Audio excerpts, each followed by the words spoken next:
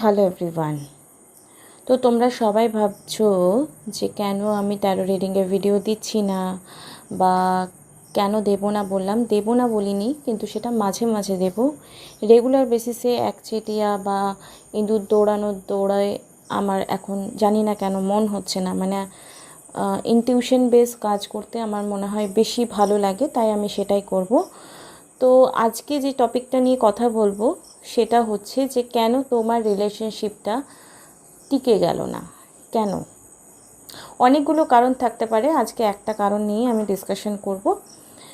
তো সেটা হচ্ছে যে অনেক সময় দেখবে আমাদের লাইফে আমরা কেউ যদি দেখি যে তার লাইফের যতগুলো ম্যারেজ হয়েছে, মানে তার বাবা মার বলো, তার দিদি, পিসে মশাই, মামা বা বন্ধু বান্ধব, আনসাকসেসফুল লাভ স্টোরি রয়েছে, আনসাকসেসফুল ম্যারেজ রয়েছে, তাহলে তার কোথাও না কোথাও সাবকনসিয়াস মাইন্ডে ফিড হয়ে যায় যে রিলেশনশিপ টেকে না বা রিলেশনশিপ ভালো থাকে না বা একে অপরের জন্য ফুললি ডেডিকেশন কেউ থাকে না। আমরা সবাই হয়তো ছোটো থেকে এটা পড়েছি বা শুনেছি বা জানি যে আমাদের ছোটোবেলা থেকে যেভাবে আমরা মানুষ হই, আমাদের লাইফে সেই জিনিসগুলো কিন্তু বড় অবধি সেই অভ্যাসগুলো থেকে যায়। তো যদি তোমার লাইফে এরকম সিচুয়েশন চলছে যে তোমার লাইফের কোনো একটা ব্যাপারে এসে দেখছো যে তোমার লাইফে সেম প্যাটার্ন হচ্ছে, লাইক তোমার বারবার ব্রেকআপ হয়ে যাচ্ছে বা রিলেশনশিপ ব্রেকআপ হওয়াটা তোমার অভ্যাস বা তোমার নিয়তি হয়ে দাঁড়িয়েছে। সবসময় আমরা ডেস্টিনিকে দোষ দিতে পারি না। অনেক সময় আমাদের আশেপাশের সিচুয়েশনগুলো আমাদের লাইফে এত বেশি প্রভাব ফেলে যে আমাদের সাবকনসিয়াস মাইন্ডে ওটা ফিড হয়ে যায়, আর আমরা আননোয়িংলি সেই জিনিসগুলো সেগুলো লাইফে অ্যাট্রাক্ট করি। এই সিচুয়েশনগুলো ফাইন্ড আউট করার পর তোমাকে কি করতে হবে? প্রথম কথা, যদি তুমি দেখছো সেম প্যাটার্ন বারবার হচ্ছে, ব্রেকআপ হয়ে যাচ্ছে, রিলেশনশিপ টিকছে না, থার্ড পার্টির ইনভলভমেন্টস হচ্ছে, তো যদি তোমাদের মনে হয় যে এরকম সিচুয়েশনে কনফার্মেশন খুব দরকার যে আমার লাইফে কেন এরকম প্রবলেমস হচ্ছে, এই সময় তোমাদেরকে তোমার ইনটিউশন বেস তুমি কাজ করতে পারো। প্রথম কথা হচ্ছে তোমাকে নিজেকে কাজ করতে হবে। আমি কোনো জ্যোতিষের কাছে গেলাম, কোনো তান্ত্রিকের কাছে গেলাম, কোনো ট্যারো রিডারের কাছে গেলাম, তো আমার প্রবলেম সলভ হয়ে যাবে, এটা অনেকেরই থিঙ্কিং থাকে, কিন্তু সেটা অ্যাকচুয়ালি হয় না।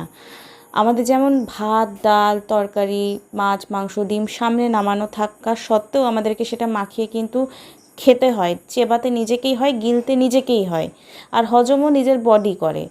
তো সেরকম আমাদের লাইফের কিছু কর্মা থাকে, সেগুলো আমাদেরকে ভোগ নিজেকেই করতে হবে। তারপর তুমি যতই পূজা পাঠ করো তুমি ফল পাবে না, যতই তুমি এদিক ওদিক দান করো ফল পাবে না, বা যতই তুমি অন্য কিছু করে নাও তুমি ফল পাবে না।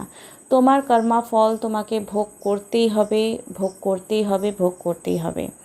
যদি মনে করছো যে কর্মা আমাকে প্রচণ্ড বেশি ফেস করতে হচ্ছে, সেটা 10% বা 20% বা 30% আমি কমাতে পারি, বা 40-50%ও আমি কমাতে পারি আমার কর্মফল ভোগ করা, সেটা খারাপ বা ভালো যাই হয়ে যায়।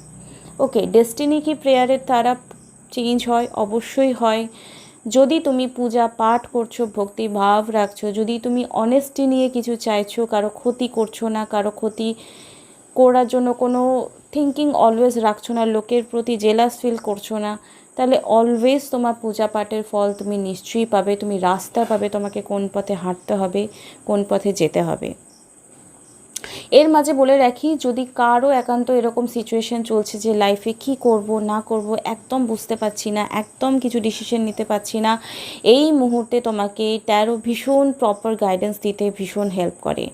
তো যদি তোমাদের মনে হচ্ছে যে তুমি পাজলড হয়ে গেছো, লাইফে কোথায় গিয়ে তুমি সিচুয়েশনে কি ডিসিশন নেবে না নেবে বুঝতে পারছো না, তো অবশ্যই তোমরা আমার কাছে হোক বা যার কাছে হোক, যার কাছে মনে হয় যে এর কাছে গেলে আমি কিছুটা হলেও সলিউশন পাবো, কিছুটা হলেও ওয়ে পাবো, পাবো, যার সঙ্গে তোমার একটা মনের মিল হচ্ছে, তার কাছে তুমি অবশ্যই রিডিং করো এবং সেই রিডিংটা ভালো করে করিয়ে নিজের কাজগুলো করার চেষ্টা করো, নিজে মেডিটেশন করা শুরু করো। তোমার সোল যদি বলছে যে তোমাকে মেডিটেশন শিখতে হবে তো মেডিটেশন শেখো, যদি মনে হচ্ছে পূজা পাঠ করতে হবে তো পূজা পাঠ করো, যদি মনে হচ্ছে নিজেকে আরও বেশি যত্ন নিতে হবে তো যত্ন নাও। এমনি খেয়ালি পোলাও বানিয়ে হয় না, জীবন চালানো যায় না।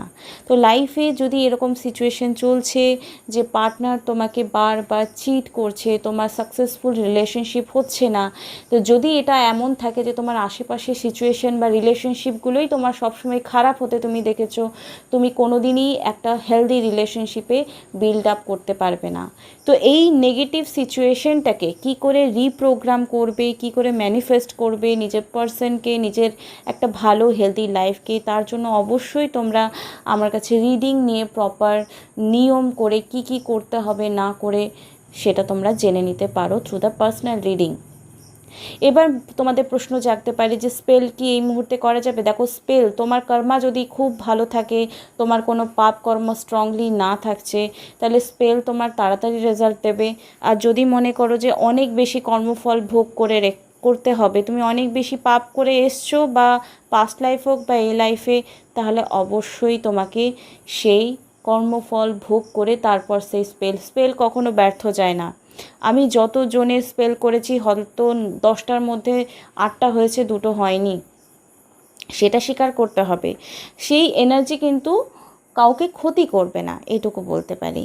তো তোমার লাইফে যদি এরকম সিচুয়েশন চলছে যে রিলেশনশিপ ইস্যু রয়েছে, তো কেন রয়েছে সেটা ফাইন্ড আউট করার জন্য অবশ্যই ট্যারো রিডিংয়ে তোমরা হেল্প নিতে পারো।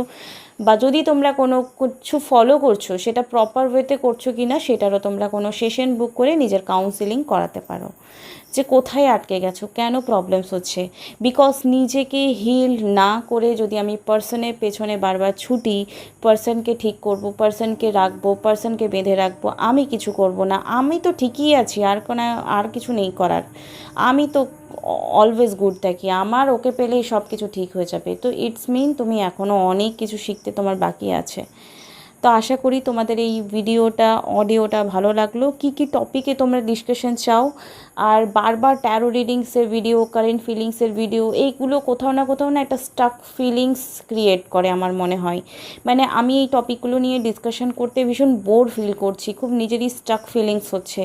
তাই আমার মনে হয় যে তোমরা যেটাতে নিজেকে পূর্ণভাবে সমস্ত নেগেটিভ সিচুয়েশন থেকে বার করতে পারো, তার জন্য তোমাদেরকে এই অডিওটা দেওয়া। আমার মনে হয় অনেক কম মানুষ শুনবে, সবার সোল এতটা পিউরিফাই হয়তো হয়ে ওঠেনি, তাই জন্য কম ভিউ আসবে, কোনো অসুবিধা নেই। কিন্তু আমার বক্তব্য যদি 10 জনে শোনে তো 10 জনেরও যেন কাজে লাগে। তো চলো, তোমরা কি টপিকে ভিডিও চাও আমাকে অবশ্যই কমেন্ট বক্সে জানাবে, আর আগামীকাল আবার একটা অডিও নিয়ে তোমাদের কাছে আসবো।